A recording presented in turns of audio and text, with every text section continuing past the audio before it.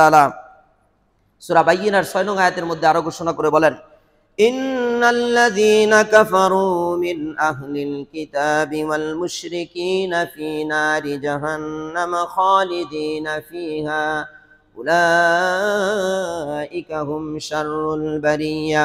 নিশ্চয়ই আহলে কিতাবদের মধ্যে যারা কুফরি করেছে এবং শিরক করে তারা চিরস্থায়ী জাহান্নামী হবে। খালিদিনা ফিহা, সেখানে তারা চিরকাল পর্যন্ত থাকবে। ওই জাহান্নামীদেরকে আর কখনো জাহান্নাম থেকে বের করে জান্নাত দেওয়া হবে না। উলাইকা হুম শাররুল বারিয়া, এবং এরাই হলো সৃষ্টির মধ্যে সবচাইতে নিকৃষ্ট সৃষ্টি। সবচেয়ে নিকৃষ্ট সৃষ্টি হলো এরা। সৃষ্টির মধ্যে সবচাইতে নিকৃষ্ট, সবচাইতে খারাপ সৃষ্টি হলো এই সমস্ত মুশরিকরা, এই সমস্ত কাফেরেরা যারা ইসলামকে অস্বীকার করে।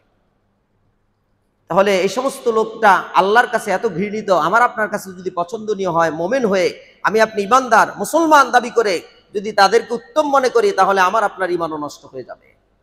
এমনকি আল্লাহ দেখেন কত সতর্ক করেছেন এই ব্যাপারে। সূরা বাকারা 2 নং সূরার 221 নং আয়াতের মধ্যে আল্লাহ সুবহানাহু ওয়া তাআলা এদের সাথে বিবাহ বন্ধন পর্যন্ত হারাম করেছেন।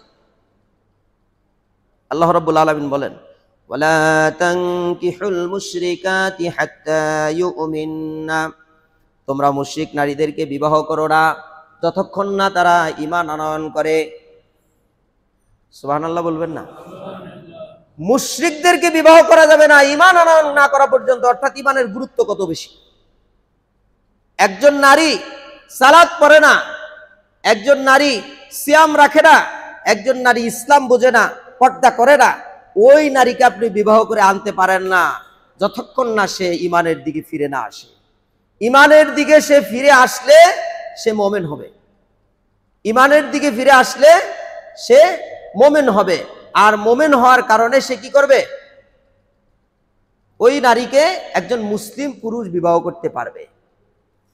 আজকাল আমরা দেখি বিবাহের ক্ষেত্র সিস্টেমটা এরকম যে যারা সমাজে বৃত্তশালী, আল্লাহ রসুল বলছেন 4টি বৈশিষ্ট্যের কথা বলছেন বিবাহের ক্ষেত্রে। একজন পুরুষ আর একজন নারীর বিবাহের ক্ষেত্রে 4টি বৈশিষ্ট্য থাকবে। একটি বৈশিষ্ট্য হলো তার সৌন্দর্যতা, আরেকটি হলো তার মালিহি, তার সম্পদ, আরেকটি হলো তার বংশমর্যাদা, আরেকটি হলো দীনিহি, তার দিনদারিতা। আল্লাহ রসুল বলছে এটা পুরুষ হোক মহিলা হোক, উভয়ের ক্ষেত্রে, ছেলে হোক মেয়ে হোক। এখন আপনি এই ছেলে এবং মেয়ে উভয়ের ক্ষেত্রে 4টি বৈশিষ্ট্য ফলো করবেন। এরপরে আল্লাহ রসুল আবার কয়েকটি কথা বলেছেন। সেটি হলো যদি 3টা না থাকে, 4টার ভিতরে যদি 3টাই না থাকে, কি?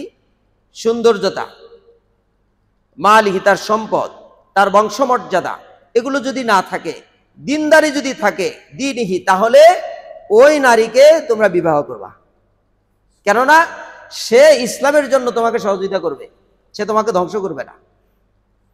আর যদি তার ভিতরে দিনদারিতা নাই, ইমানদারিতা নাই, ইসলামের হুকুমত সে জানে না, সে সালাত কেমনে পড়ে জানে না, কোরআন কিভাবে পড়তে হয় সে জানে না, সে ইসলামের কোনো রুলস মানে না, সে পর্দা করে না, ওই মেয়ে বা ওই পরিবার থেকে আপনার সব আছে, ওর সৌন্দর্যতা আছে, ওর সম্পদ আছে, ওর প্রভাবশালীতা আছে, ওর বংশের মর্যাদা আছে, গ্রহণযোগ্যতা আছে, কিন্তু তার দিনদারি নাই, তাহলে আল্লাহ রাসূল বলছে ওরে নিও না, ওকে তোমরা বিবাহ করো না, বিবাহ দিও না, ওর কাছ থেকে তোমরা ওকে বিবাহ করায়ও না, অথবা এরকম লোকদের কাছে তোমাদের মেয়েগুলো বিবাহ দিও না। কেননা তাকে ধ্বংস করে ফেলবে, ওই ব্যক্তিকে ধ্বংস করে ফেলবে। যে ব্যক্তি ইমানদার একজন নারীকে বিবাহ করলে এরকম 3টা বৈশিষ্ট্য দেখে দিনদারিতা ছাড়া, ওই মহিলা এসে তাকে ধ্বংস করে ফেলবে।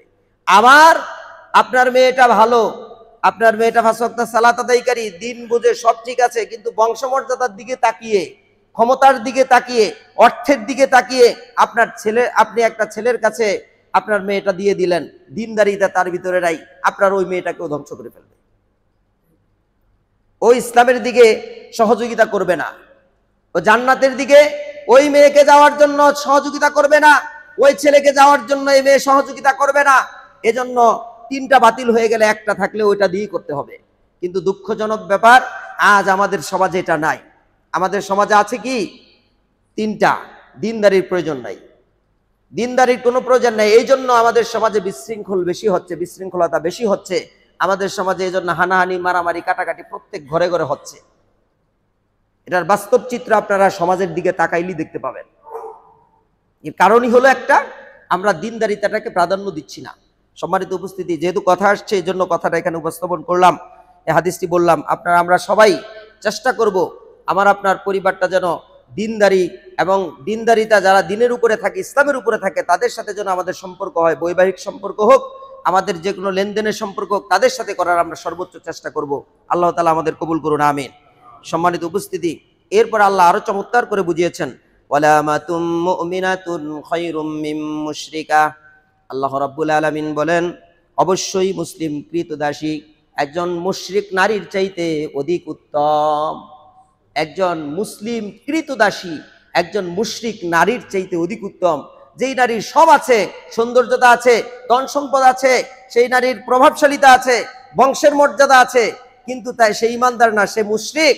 ওই মুশরিক নারীর চাইতে উত্তম হলো একজন কৃতদাসী নারী, যার বংশমর্যাদা নাই, যার সৌন্দর্যতা নাই, যার অর্থ সম্পদ নাই। ওই নারী ওই মুশরিক নারীর চাইতে অধিক উত্তম। আল্লাহ বুঝিয়েছেন যে ওকে দাও। তাহলে এই নারীকে গ্রহণ করতে হবে যারা দিনের উপরে থাকে। এটা আমাদের জন্য মুশরিকদের সাথে সম্পর্ক করাটা আল্লাহ হারাম করেছেন। আল্লাহ রাব্বুল আলামিনের পরে বলে, ওয়ালাউ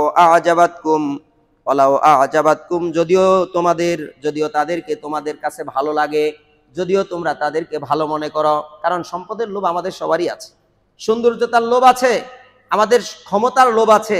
এজন্য আমরা এই ভুলগুলো করে থাকি। এজন্য আল্লাহ বলছে, ওয়ালাউ আ'জাবাতকুম, যদিও তাদেরকে তোমাদের কাছে ভালো লাগে। আমাদের কিন্তু এগুলোই ভালো লাগে। সম্মানিত উপস্থিতি, আমি বলবো এই ভালো লাগা থেকে বিরত থাকতে হবে। আখেরাতে সফলতা অর্জন করতে গেলে, সমাজে আপনি আল্লাহর রহমত আশা করতে গেলে অবশ্যই এই ভালো লাগা দূরে সরিয়ে দিয়ে যেটা বিধান আল্লাহ বলেছেন সেটাই গ্রহণ করতে হবে। আল্লাহ রাব্বুল আলামিন এরপর আবার পুরুষদেরকে বললেন, মহিলাদেরকে এবার বললেন পুরুষদের পরে, ওয়ালা তুনকিহুল মুশরিকিনা হাত্তা ইউমিনু, আর তোমরা মুশরিক পুরুষদের সাথে বিবাহ বন্ধনে আবদ্ধ হয়ো না। হাত্তা ইউমিনু, যতক্ষণ না তারা ঈমানদার হয়, যতক্ষণ না সে ঈমান আনয়ন করে, তার সাথে তোমরা বিবাহ বন্ধনে আবদ্ধ হও না। এবার নারীদেরকে আল্লাহ বলছেন, মুমিনা নারীদেরকে ঘোষণা করে বললেন আল্লাহ রাব্বুল আলামিন। এরপরে বলেন, ওয়ালা আবদুম মুমিনুন খায়রুম মিন মুশরিকিন ওয়ালাউ আ'জাবাকুম, একজন মুসলিম কৃতদাসের চাইতে, একজন মুসলিম কৃতদাস একজন মুশরিক পুরুষের চাইতে অধিক উত্তম। একজন মুসলিম কৃতদাসও একজন মুশরিক পুরুষের চাইতে অধিক উত্তম। আল্লাহ বলছেন, ওয়ালাউ আ'জাবাকুম, যদিও তোমরা তাদেরকে দেখে মোহিত হয়ে যাও, তোমরা তাদেরকে দেখে মোহিত হও, তাদের সম্পদ, তাদের বংশমর্যাদা, তাদের সৌন্দর্য, এগুলো দেখে তোমরা মোহিত হয়ে যাও, কিন্তু তার ভিতরে দিনদারি নাই, ও তার চাইতে উত্তম যে তোমাদের সমাজে কৃতদাস, গোলাম, চাকর, সে উত্তম, তাকে তোমরা গ্রহণ করো। এটা নারীদেরকে আল্লাহ বক্তব্য দিলেন। কেননা আল্লাহ বলছেন, উলাইকা ইয়াদউনা ইলান নার, উলাইকা ইয়াদউনা ইলান নার, এরা জাহান্নামের পথের দিকে তাদেরকে আহ্বান করতে থাকে, ডাকে। আমাদেরকে কোন দিকে ডাকে? জাহান্নামের দিকে। উলাইকা ইয়াদউনা ইলান নার। তাহলে যেহেতু এরা আমাদেরকে জাহান্নামের দিকে আহ্বান করে, আমরা এই সমস্ত লোকদের থেকে দূরে থাকতে হবে, ফিরে থাকতে হবে। আমরা প্রথম 1 নাম্বার বলছিলাম আশিরকু ফি ইবাদাতিল্লাহ, মুখস্থ করুন। 1 নাম্বার কি হবে? আশিরকু ফি ইবাদাতিল্লাহ, আল্লাহর ইবাদতে অংশীদারিত্ব করা। 2 নাম্বার ঈমান ভঙ্গের কারণ হচ্ছে আল্লাহ এবং বান্দার মাঝে মাধ্যম সাব্যস্ত করা। আমরা কেউ কোনো পীর ধরবো না, যদিও কারো ভিতরে এরকম ত্রুটি থাকলে আজ থেকে তওবা করে ফিরে যাব। 3 নাম্বারটি বলছিলাম কি, কোনো মুসলমান ব্যক্তি কি করবে? কোনো মুসলমান ব্যক্তি কোনো কাফের বা মুশরিকদেরকে, কোনো মুশরিককে কাফের যদি মনে না করে, অথবা তাদের ব্যাপারে যদি কোনো সন্দেহ পোষণ করতে থাকে, অথবা তাদের মতামতগুলোকে যদি উত্তম মনে করে, ভালো মনে করে, তাহলে ওই মুসলমান ব্যক্তির ঈমান নষ্ট হয়ে যাবে। তাহলে মুশরিককে মুশরিক মনে করতে হবে, মুশরিকদেরকে কাফের মনে করতে হবে।